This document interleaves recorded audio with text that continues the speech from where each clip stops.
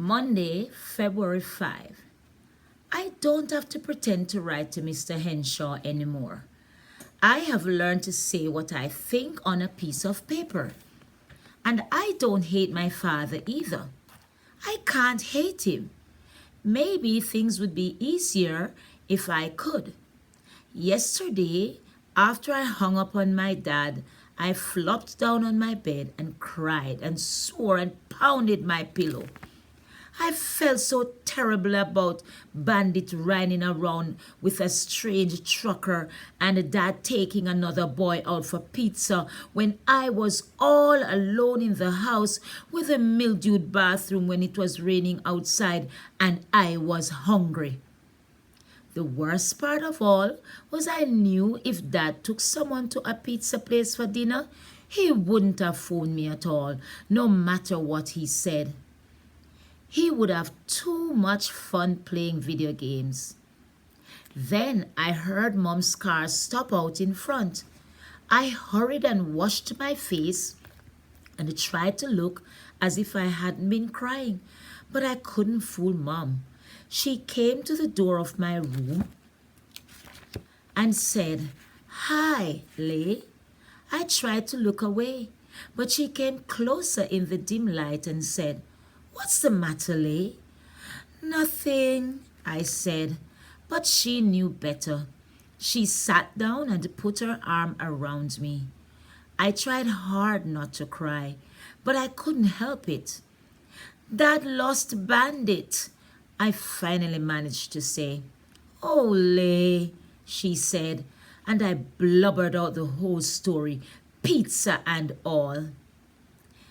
We just sat there a while. Then I said, "Why did you have to go and marry him?" "Because I was in love with him," she said.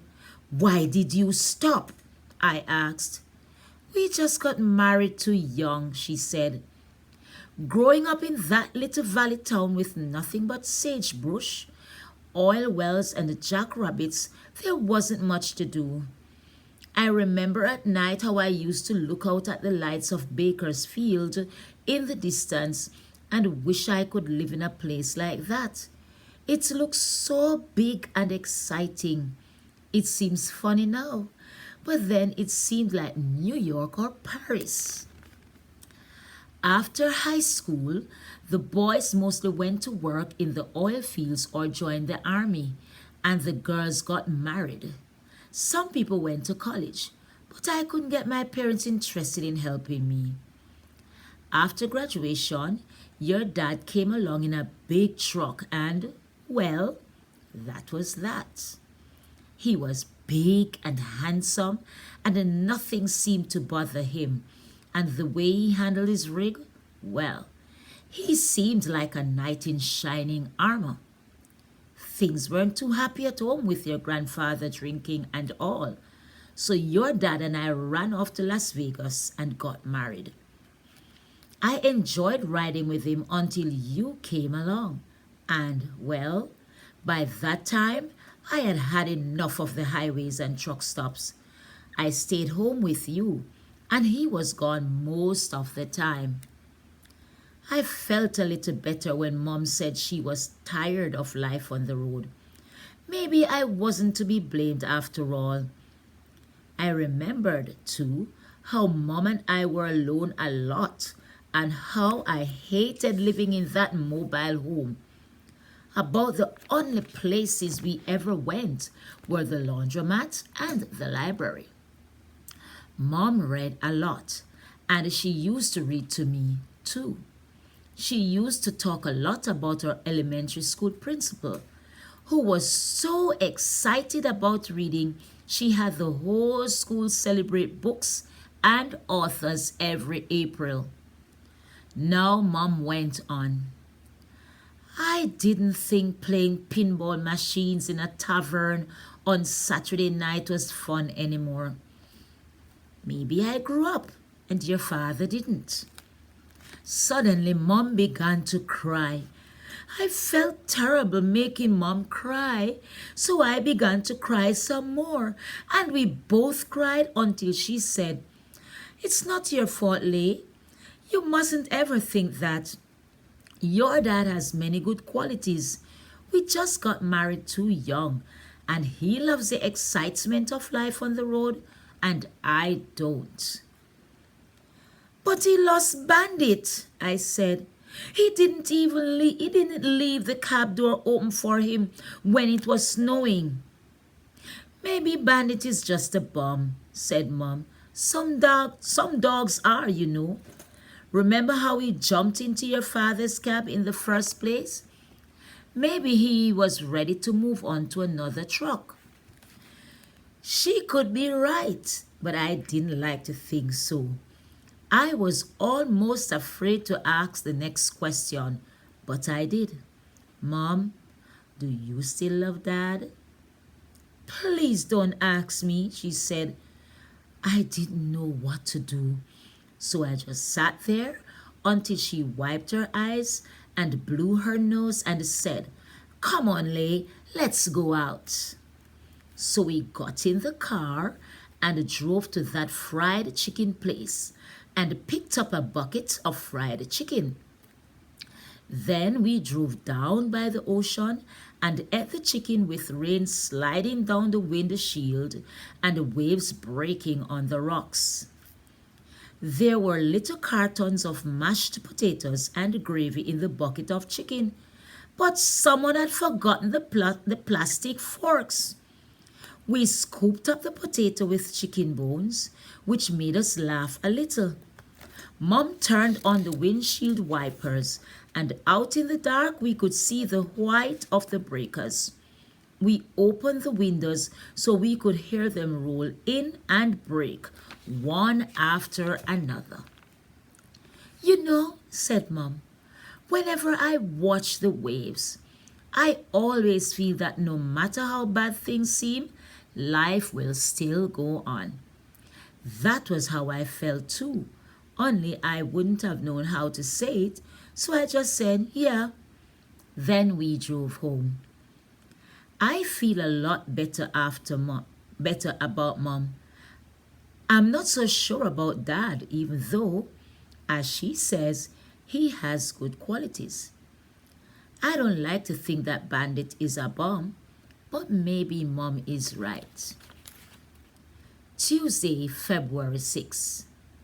Today I felt so tired. I didn't have to try to walk slow on the way to school. I just naturally did. Mr. Fridley had already raised the flags when I got there. The California bear was right side up, so maybe Mr. Fridley didn't need me to help him after all. I just threw my lunch down on the floor and didn't care if anybody stole any of it. By lunchtime, I was hungry again. And when I found my little cheesecake missing, I was mad all over again. I'm going to get whoever steals my lunch. Then he'll be sorry. I'll really fix him. Or maybe it's a her. Either way, I'll get even. I tried to start a story for young writers. I got as far as a title which says, Ways to Catch a Lunch Bag Thief. A mousetrap in the bag was all I could think of. And anyway, my title sounded too much like Mr. Henshaw's book. Today, during spelling, I got so mad thinking about the lunch bag thief that I asked to be excused to go to the bathroom. As I went out into the hall, I scooped up the lunch bag closest to the door. I was about to drop kick it down the hall when I felt a hand on my shoulder, and there was Mr. Fridley. What do you think you're doing? He asked, and this time he wasn't being funny at all. Go ahead and tell the principal, I said. See if I care. Maybe you don't, he said, but I do.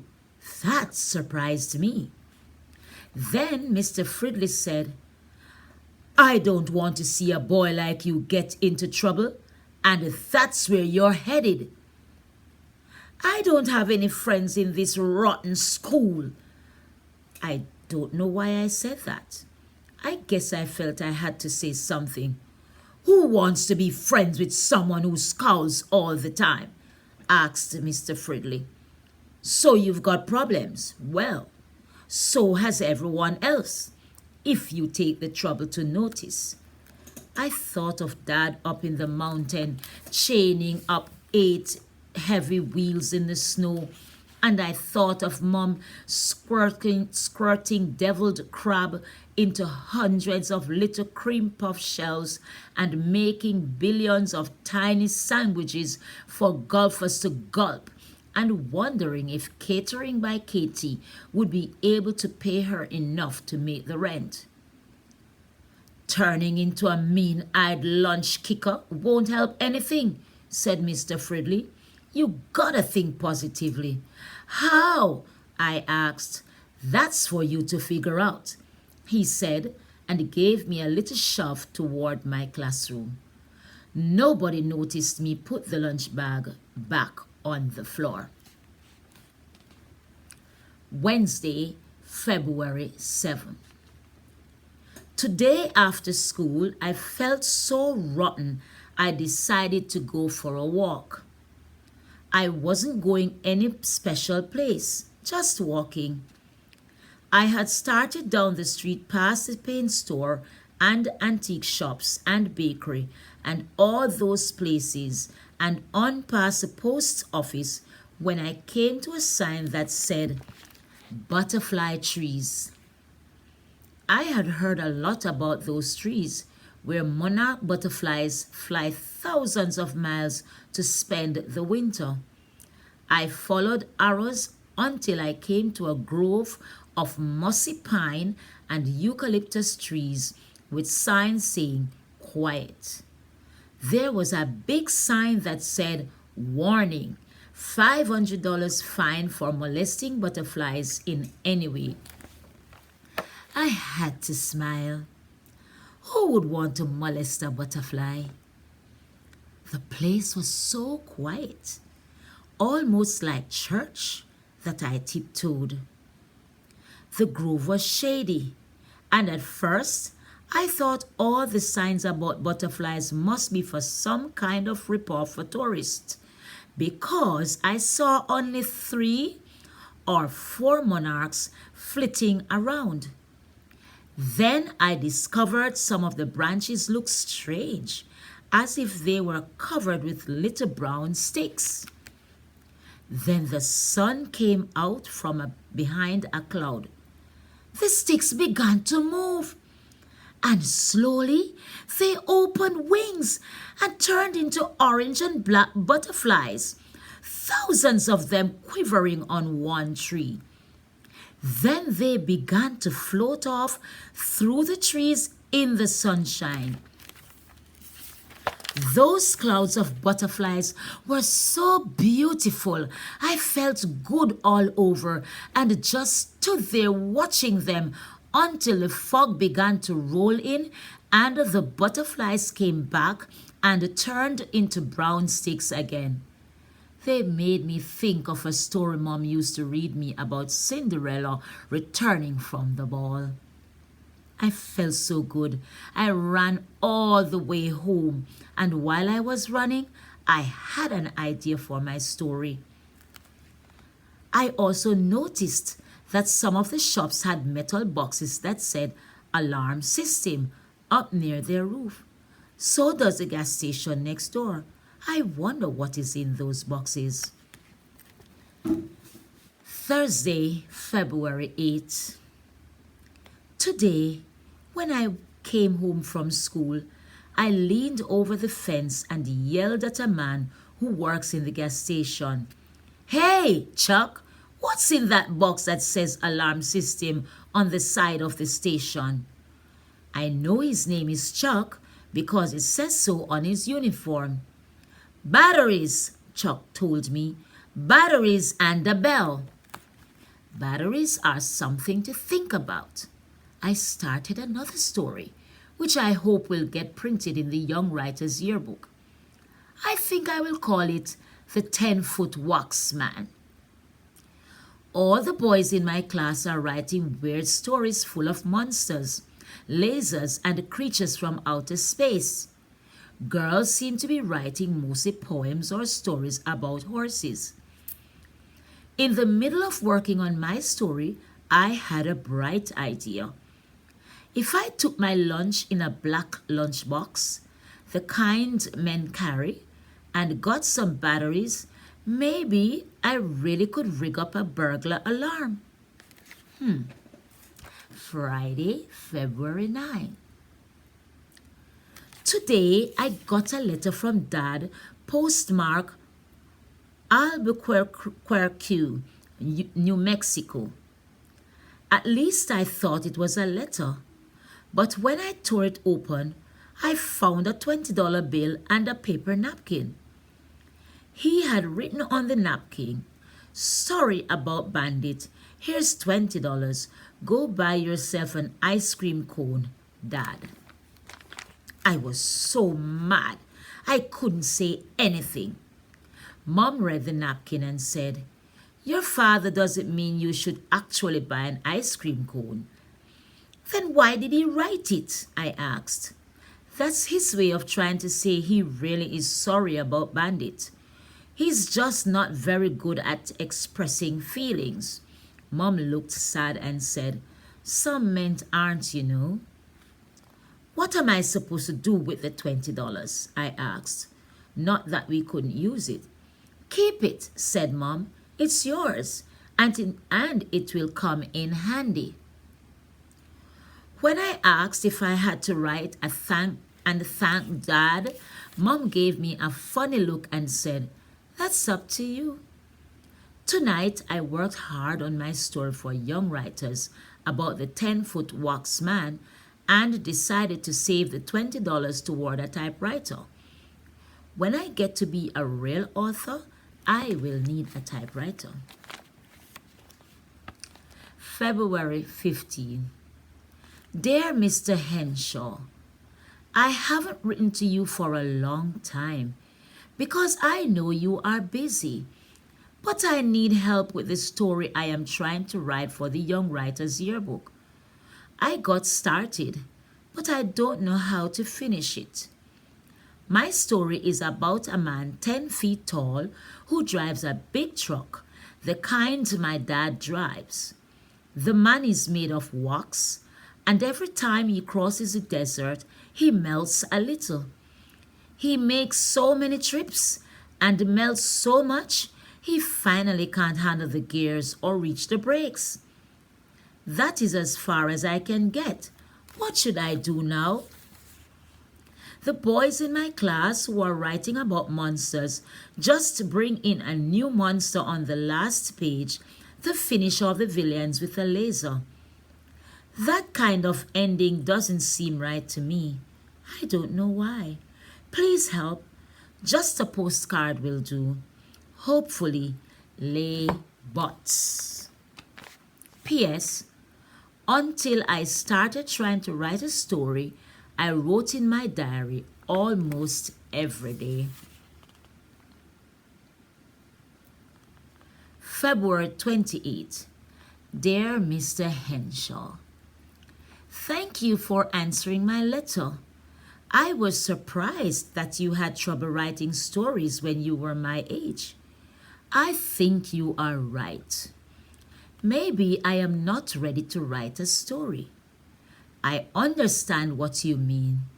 A character in a story should solve a problem or change in some way. I can see that a waxman who melts until he's a puddle wouldn't be there to solve anything, and melting isn't the sort of change you mean. I suppose somebody could turn up on the last page and make candles out of him. That would change him all right, but that is not the ending I want. I asked Miss Martinez if I had to write a story for young writers, and she said I could write a poem or a description. Your grateful friend, Lay. P.S. I bought a copy of Ways to Amuse a Dog at a garbage sale. I hope you don't mind. Thank you.